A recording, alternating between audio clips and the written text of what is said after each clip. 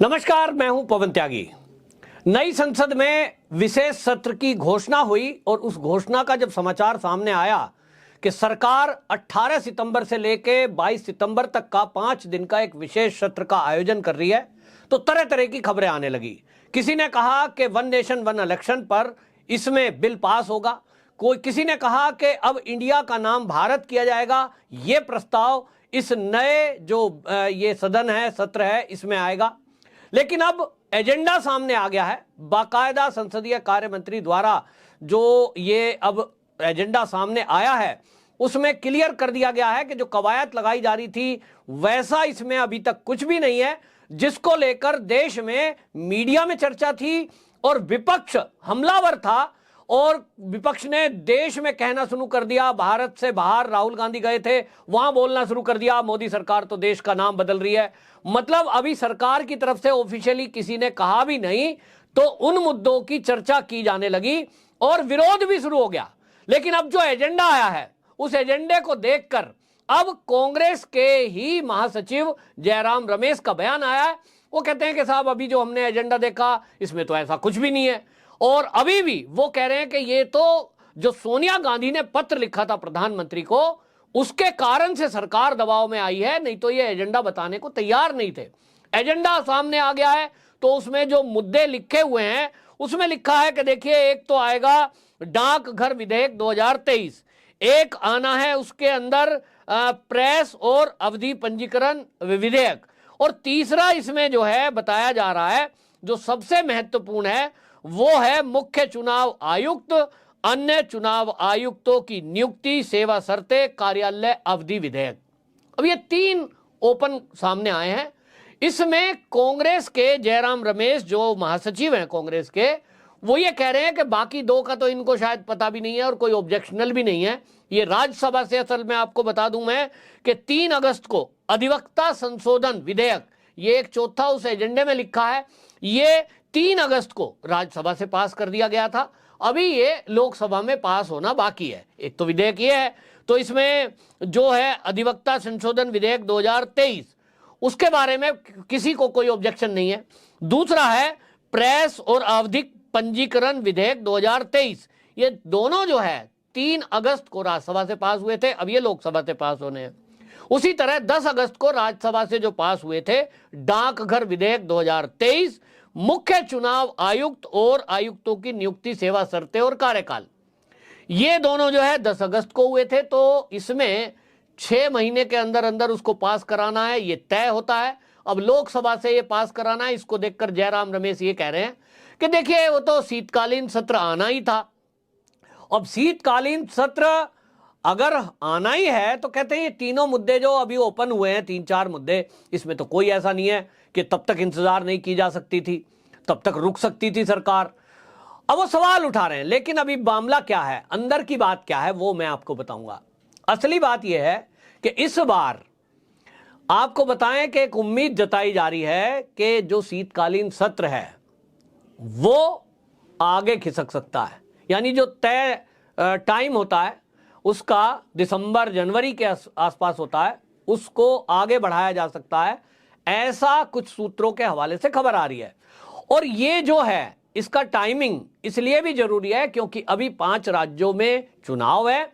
मुख्य चुनाव आयुक्त को लेकर के सुप्रीम कोर्ट में केस चल रहा था और सुप्रीम कोर्ट में यह कह दिया गया था कि जो मुख्य चुनाव आयुक्त और चुनाव आयुक्तों की जो नियुक्तियां हैं उसको लेकर जो पैनल है, उस पैनल में विपक्ष का एक नेता रहेगा, नेता प्रतिपक्ष जो लोकसभा में अधीर रंजन चौधरी हैं, और एक रहेंगे उसमें प्रधानमंत्री, और तीसरा रहेगा उसमें मुख्य चुनाव आयुक्त यानी सीजेआई। अब ये जो है कोर्ट ने निर्णय किया, सुप्रीम कोर्ट ने ये निर्णय दे दिया था कि इस तरह से 3 लोगों का पैनल बनेगा जिसमें प्रधानमंत्री, नेता प्रतिपक्ष और सीजेआई रहेंगे। लेकिन इस बात को लेकर उसी सुप्रीम कोर्ट के निर्णय में यह भी कहा गया कि सरकार यदि चाहे तो उस पर कानून ला सकती है, यानी बदलाव कर सकती है। ये तो हम सब जानते ही हैं, संसद में यदि कोई दोनों सदनों से प्रस्ताव पास हो जाएगा तो वो कानून की शक्ल ले लेता है।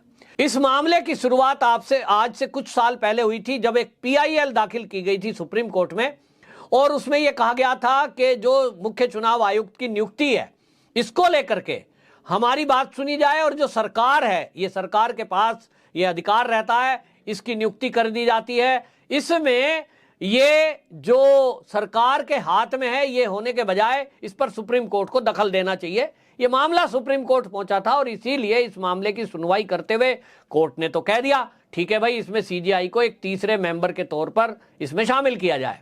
लेकिन अब दिक्कत क्या है? दिक्कत यह है कि अगर जो है सीबीआई का कोई डायरेक्टर की नियुक्ति होनी है तो वो कोर्ट में केस ले जाते हैं। पीआईएल जो है डालना एक बहाना हो गया है, एनजीओ के नाम पर कोर्ट में जाना एक बहाना हो गया है।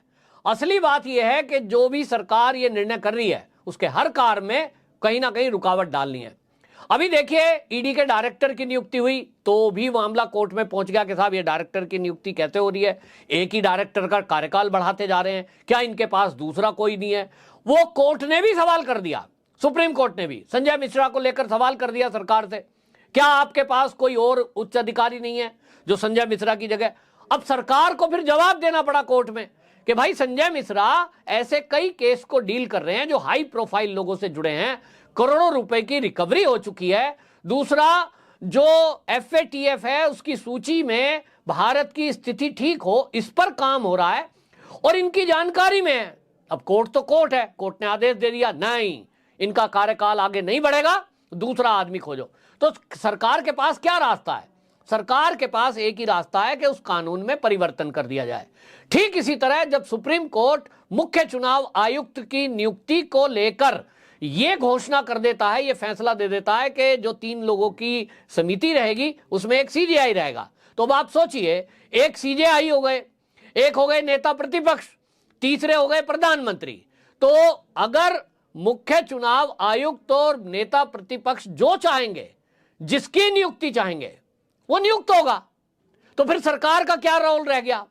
जो देश की 140 करोड़ जनता है उसकी जो भावना है, उस भावना में एक पार्टी को, जो कांग्रेस है आज की डेट में, उसको लोगों ने देखा और देखते हुए ये देखा कि ये जो है काम ठीक नहीं कर रही है। देश की जनता ने ये माना कि हमारे भावनाओं के अनुकूल ये काम ठीक नहीं हो रहा है, इसलिए उनको विपक्ष में बिठाया, उनको सत्ता में नहीं बिठाया। तो नेता विपक्ष का रोल क्या रह गया है? नेता विपक्ष का केवल एक रोल है कि यदि नियमों को तोड़कर, नियमों को ताक पे रख के सरकार कोई काम कर रही है, उसको देश के सामने लाए। और इसलिए नेता प्रतिपक्ष इस कमेटी में हो, इससे कोई दिक्कत नहीं है। लेकिन सीजीआई क्यों हो? सीजीआई कौन है?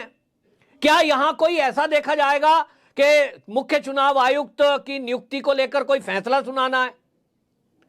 जज का काम है फैसला सुनाना, जज का काम है हमारे संविधान के अनुसार न्याय प्रणाली है न्याय देना। अधिकारियों की नियुक्ति कब से करना काम हो गया, यह समझ से परे है। चाहे जजों की नियुक्ति को लेकर मामला हो तो कोलिजियम रहेगा, कोलिजियम रहेगा तो उस कोलिजियम में जज साहब की मर्जी है, वो जिसको नियुक्त करें, उसको वो चर्चा क्या हुई उसको भी बाहर नहीं बताएंगे।